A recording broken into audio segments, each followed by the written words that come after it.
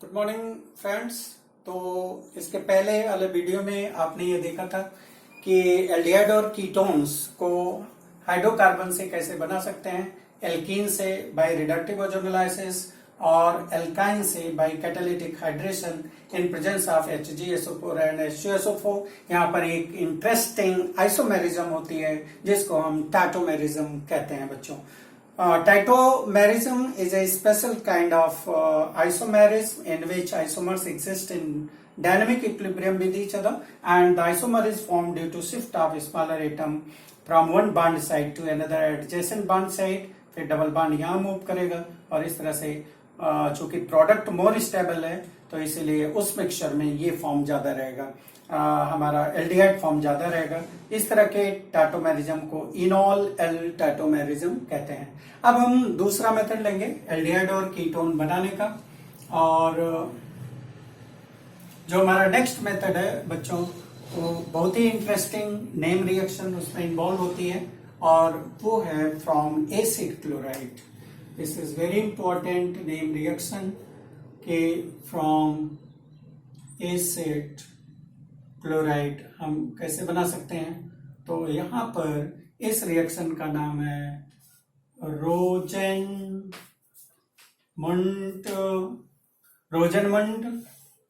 Reduction reaction. रोजेनमंड reduction reaction, ये reaction पहले समझिए आप क्या है कि इससे एलिफैटिक एरोमेटिक दोनों एल्डिहाइड बना सकते हैं। करना क्या है कि इसमें एक एसिड क्लोराइड होगा बच्चों, इसका हम रिडक्शन करेंगे, हाइड्रोजन गैस पास करेंगे इन प्रेजेंस ऑफ कैटलिस्ट। यहाँ पैलेडियम कैटलिस्ट होता है सपोर्टेड ओवर बेरियम सल्फेट, जो कि एक पॉइजनिंग कैटलिस्ट का काम करता है, या सल्फर इसमें रहता है जो कि पॉइजनिंग कैटलिस्ट का काम करता है। करना क्या है देखिए बच्चों, यहां से बॉन्ड फ्लिप करिए, एक हाइड्रोजन कार्बोनिल कार्बन से जोड़िए, एक Cl से जोड़िए, तो इस तरह से हमारा जो कंपाउंड मिलेगा, एक हाइड्रोजन हमने कार्बोनिल कार्बन से जोड़ दिया एक Cl से, तो इस तरह से हमें एल्डिहाइड मिल जाता है। आप एरोमेटिक एल्डिहाइड भी इससे बना सकते हैं। इस रिएक्शन में जो हमारा एसिड क्लोराइड है इसका रिएक्शन हाइड्रोजन से होगा in presence of palladium supported over barium sulphate and sulphur as a poisoning catalyst. अब यहां से बॉन्ड फ्लिप करिए यहां से, और कार्बोनिल कार्बन पर आपको क्या करना है, हाइड्रोजन जोड़ देना है, आपको एल्डिहाइड मिल जाएगा और साथ में HCl। अब इसको याद रखना है, देखिए रोजमुंड रिएक्शन। तो रोजमुंड में क्या है कि एक एसिड क्लोराइड है और पैलेडियम बेरियम सल्फेट, ये पॉइजनिंग कैटलिस्ट है। बेरियम सल्फेट या सल्फर ऐड करेंगे, पॉइजनिंग कैटलिस्ट का काम करेगा। पैलेडियम कैटलिस्ट है और हाइड्रोजन गैस इसको रिड्यूस करता है। Rosenmund reduction reaction, acid chloride to aldehyde, so important name reaction है। नाउ नेक्स्ट फोर्थ है फ्रॉम नाइट्राइल। नाइट्राइल बच्चों आप जानते हैं कि cyano compound in IPAC system called nitrile. Nitrile को एल्डिहाइड में कन्वर्ट करने का दो तरीका है, एक है स्टीफन रिएक्शन।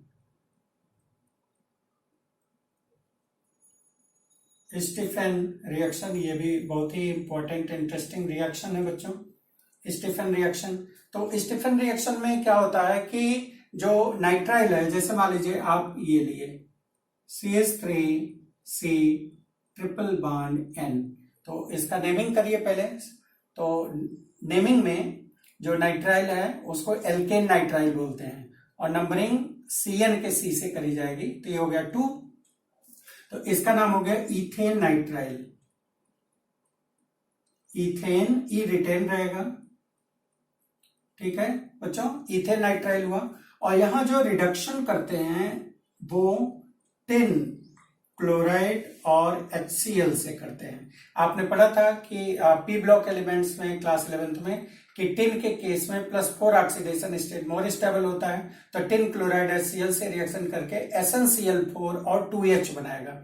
वो जो हाइड्रोजन बन रहा है वो इस जो C ट्रिपल बॉन्ड N है, यहां से एक बॉन्ड ओपन होगा, एक H यहां से, एक H यहां से जुड़ जाएगा, तो इमीन बन जाएगा।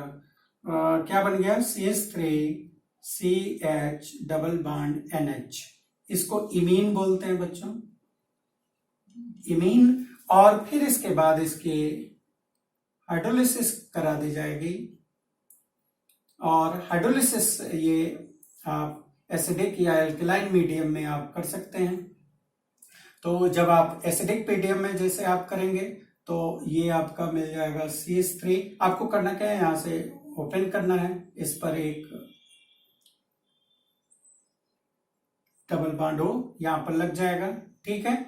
और यहां से चूंकि आपने HCl यूज किया है तो यहां से NH4Cl बन जाएगा, ठीक है। तो ये रिएक्शन है कि जो हमारा नाइट्राइल है उसका रिडक्शन होगा टिन क्लोराइड और HCl से, तो इमीन बन जाएगा।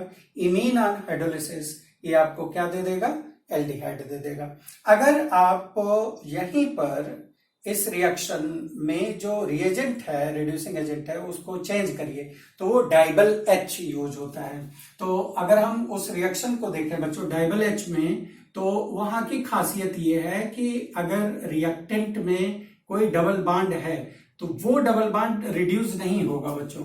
जैसे मान लीजिए ये आपका एक नाइट्राइल है, ठीक है, ब्यूटीन नाइट्राइल, क्या है? Butene nitrile. और यहां पर जो रिड्यूसिंग एजेंट यूज करते हैं, हम यूज करते हैं DIBAL H, D for di, isobutyl aluminium hydride. तो अगर हम ये actually aluminium hydride IBU whole twice, ये आइसोब्यूटाइल होल ट्वाइस है जो कि इस पर अटैच्ड है। तो ये जो वाटर की प्रेजेंस में रिएक्शन होगा, ठीक है। तो di, I for iso, B for butyl aluminium hydride, DIBAL H, di isobutyl, I for I, B for butyl, di isobutyl aluminium hydride, ये रिड्यूसिंग एजेंट है। तो यहां पर आप देखेंगे कि जो डबल बॉन्ड है वो रिटेन रहेगा, लेकिन यहां पर अगर आप टिन क्लोराइड HCl लेंगे तो जो डबल बॉन्ड है वो भी हाइड्रोजनेट हो जाएगा, वो सिंगल बॉन्ड में कन्वर्ट हो जाएगा, लेकिन यहाँ डबल बॉन्ड प्रोडक्ट में रिटेन रहेगा, ठीक है। तो ये देखिए CH3CH डबल बॉन्ड ये यहां रह जाएगा, ठीक है, CH, और यहां से CH डबल बॉन्ड NH, और इसकी जब हाइड्रोलिसिस आप करेंगे, ठीक है, तो ये आपको बना देगा CH3CH डबल बॉन्ड CH यहां तक हुआ, और ये CHO, तो ब्यूट टू इनल बन जाएगा। क्या बन जाएगा? But two enal. तो यहां पर डबल बॉन्ड जो है रिटेन्ड है, लेकिन अगर आप स्टीफेंस प्रोसीजर लेंगे तो स्टीफन के रिएक्शन में अगर डबल बॉन्ड है रिएक्टेंट में तो वहां भी हाइड्रोजन जुड़ जाता है, उसको भी रिड्यूस कर देता है। तो ये आपको ध्यान में रखना पड़ेगा कि डबल बॉन्ड रिटेन करना है या उसको भी रिड्यूस करना है, उसमें भी हाइड्रोजन जोड़ना है। तो अगर हाइड्रोजन उस पर भी जोड़ना है, उसको सेचुरेट करना है, तो हम स्टीफन रिएक्शन यूज करेंगे। अगर डबल बॉन्ड रिटेन रखना है तो उस समय डाइबल H, die isobutyl aluminium chloride, ये हमारा रिड्यूसिंग एजेंट है, इसका हम यूज करेंगे। So this is important method. Next बच्चों लेंगे एरोमेटिक एल्डिहाइड्स के लिए मेथड्स, जिससे हम एरोमेटिक एल्डिहाइड को बना सकते हैं।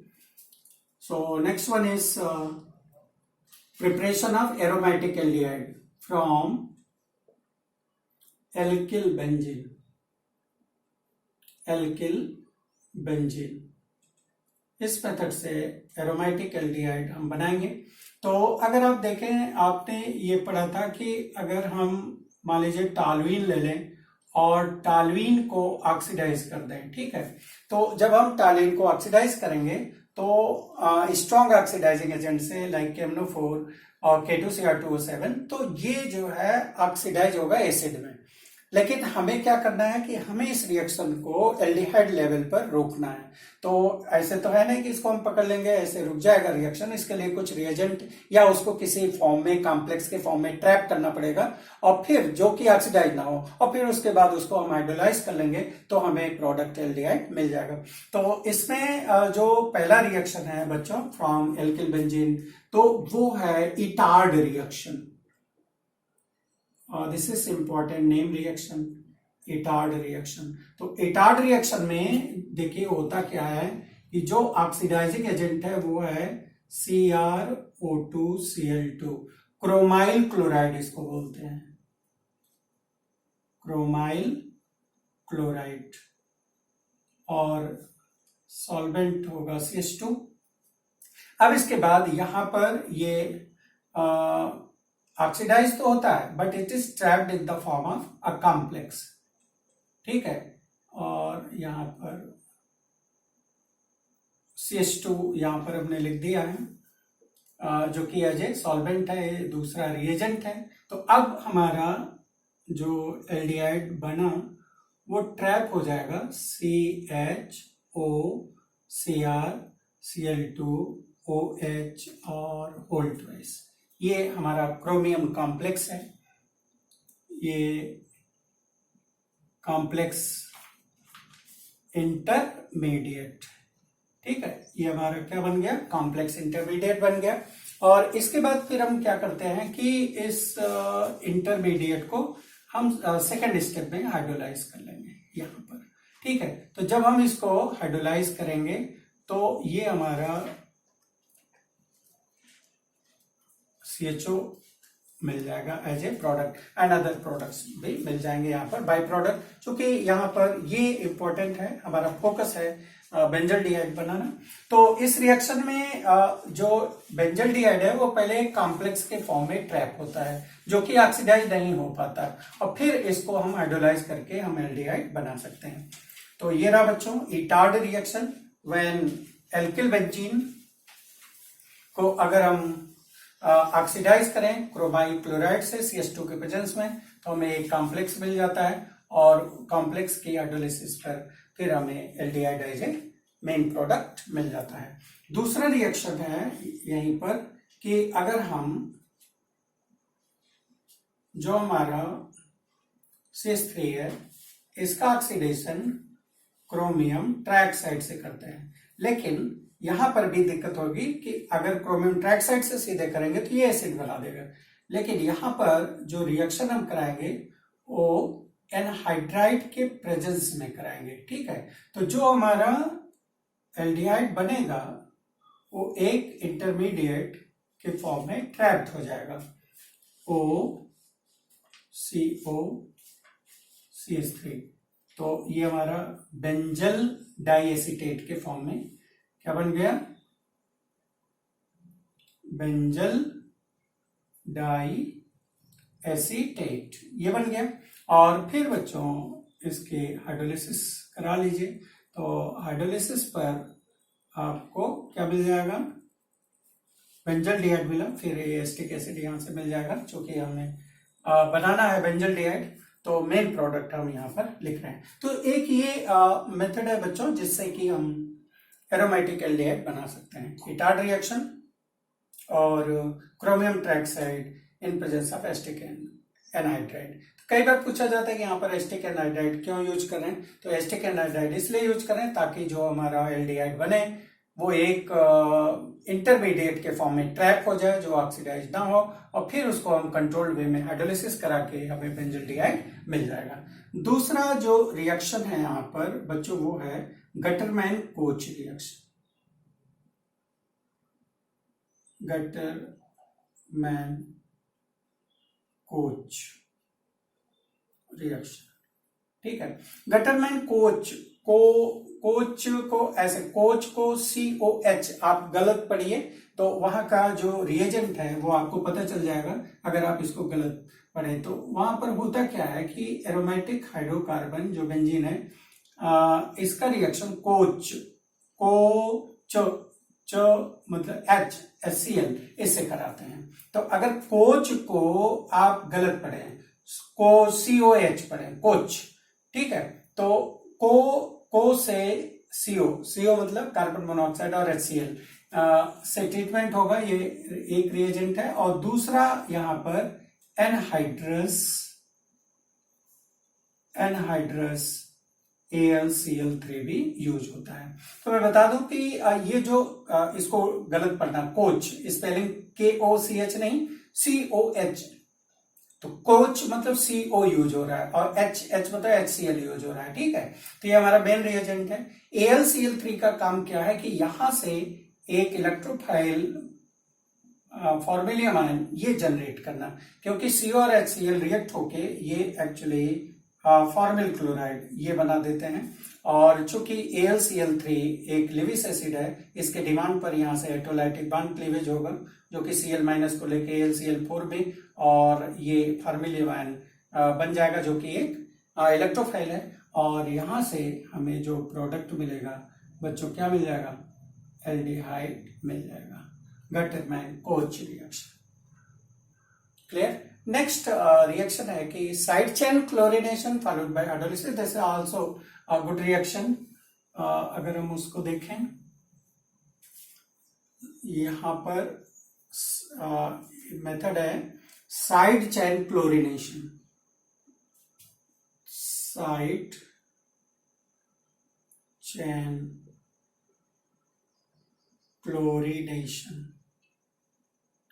followed by hydrolysis, followed by hydrolysis. ठीक है, अब इसमें देखिए क्या हो रहा है कि साइड चेन क्लोरिनेशन कराना है। इसका रिएक्शन होगा Cl2 से, लेकिन लाइट की प्रेजेंस में, कोई हेलोजन कैरियर नहीं, और हीट करके तो यहां पर सब्स्टिट्यूशन होगा और आप ये देखेंगे कि बेंजल डाइक्लोराइड ये बन जाएगा। ठीक है, अब इसकी हाइड्रोलिसिस आप करा दीजिए बेस के प्रेजेंस में। तो यहां पर दो OH ग्रुप लगेंगे। एक ही कार्बन पर दो OH ग्रुप अनस्टेबल होता है, तो वो एक वाटर लूज करके और आपको एल्डिहाइड प्रोडक्ट दे देगा। Clear? So this is again from alkyl benzene by side chain chlorination followed by hydrolysis, we get aldehyde as a product. Next है preparation of ketones only. How the ketones can be prepared. Fifth,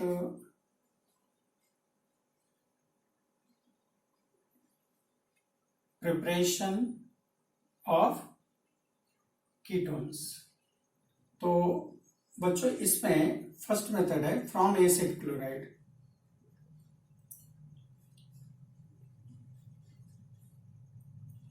आपने acid chloride से aldehyde भी बनाया था, उस reaction का नाम था रोचेनमंड रिडक्शन रिएक्शन।